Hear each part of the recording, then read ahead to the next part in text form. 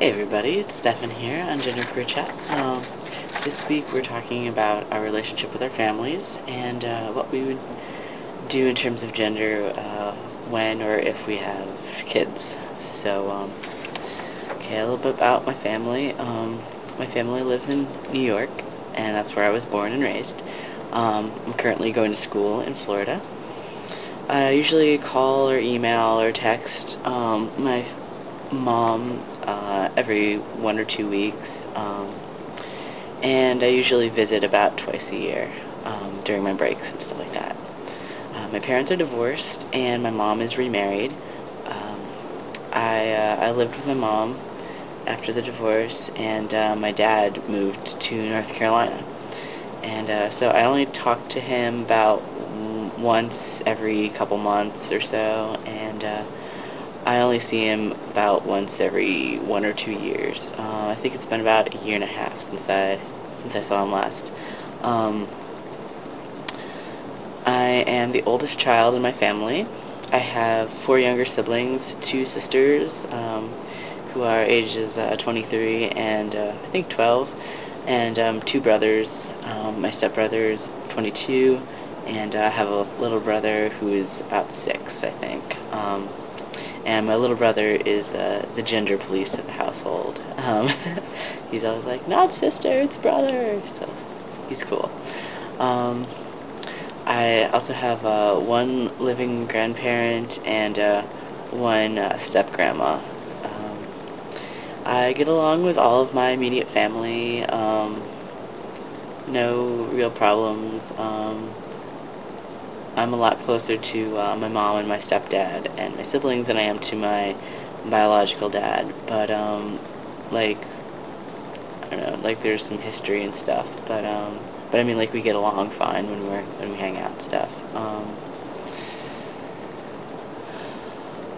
I'm not really close to a lot of my extended family, but I mean, we get along. Um, Basically, most of what they know through my mom or my other family members. I'm out as gender variant to my entire immediate family, and I'm sure that some of my extended family knows. I most recently came out to my granny, and she was the last person who I felt that I actually had to tell. Everybody else, I'm just like, oh, if they know, they know. If they don't, they don't. Whatever. It's none of their business. But I felt that I needed to make things clear with my granny, and my whole immediate family knew. And she wasn't really surprised, and it really wasn't that big of a deal, so that was cool. Um, I'm generally very parent-friendly. Like, even growing up, all of my friends' parents liked me and didn't have a problem with me. I'm nice and I'm respectful, and I'm not into drugs and insane partying and drinking and stuff like that. So, I mean, I think I'm a pretty good influence. And I also get along excellent good with Rachel's parents, which is really nice. We usually, they live in town, so we usually go to dinner with them at least once every week or two. Rachel's really close to them, and so I'm really close to them, and they really accept me as part of the family, which is really good because I plan on keeping Rachel forever and ever. So, alright. On to what I'm going to do in terms of gender when I have kids. I say when for me because I do plan on raising children, even though I've never ever had the desire ever to birth children. I've always wanted to raise them. I spoke with Rachel a little bit about this last night because it's really something that you have to be on the same page as your partner about. So here's some stuff that we came up with. Gender-neutral names are very, very cool, and we're both fans of them. Also, I think the main thing that came out of our conversation was choice. We want our kids to have options and be able to choose their own path and not have anything forced upon them.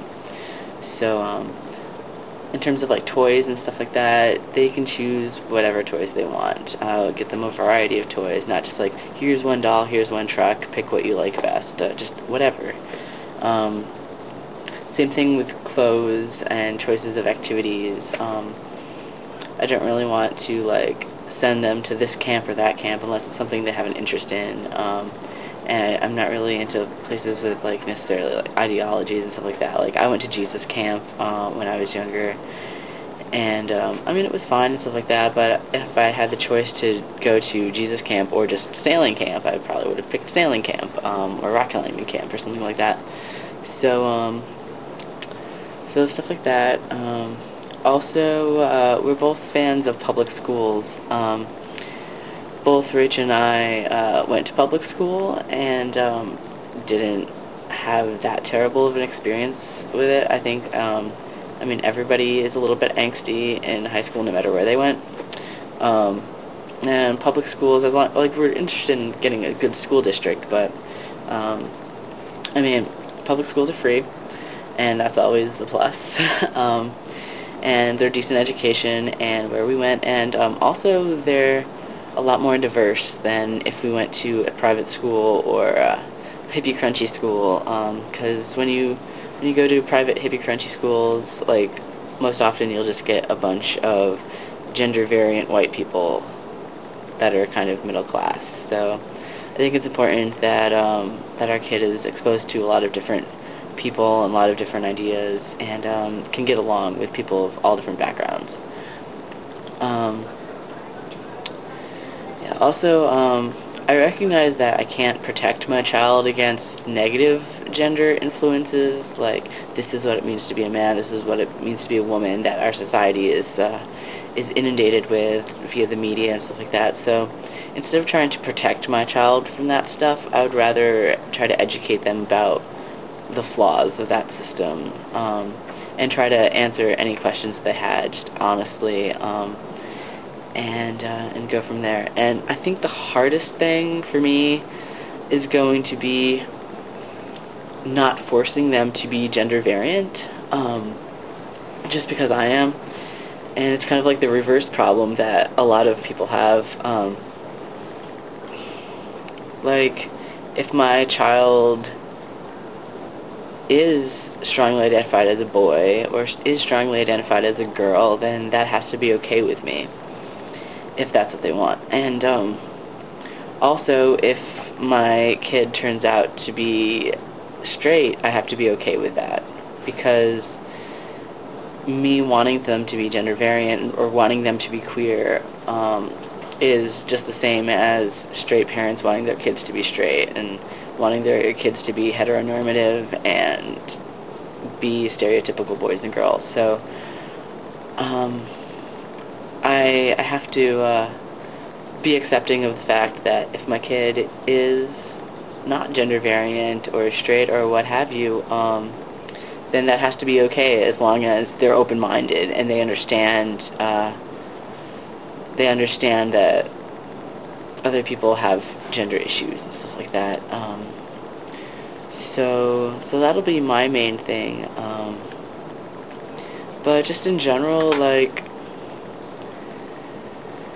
kids should be able to do what they want for the most part, as long as you're not getting in trouble with the law or, like, into illegal activities and stuff like that. Then, you know, wear pants or wear a dress or play with toys, whatever. Like, as long as you're not getting hurt, then I'm okay with it. So I guess that's it for this week, and I will see you guys next week.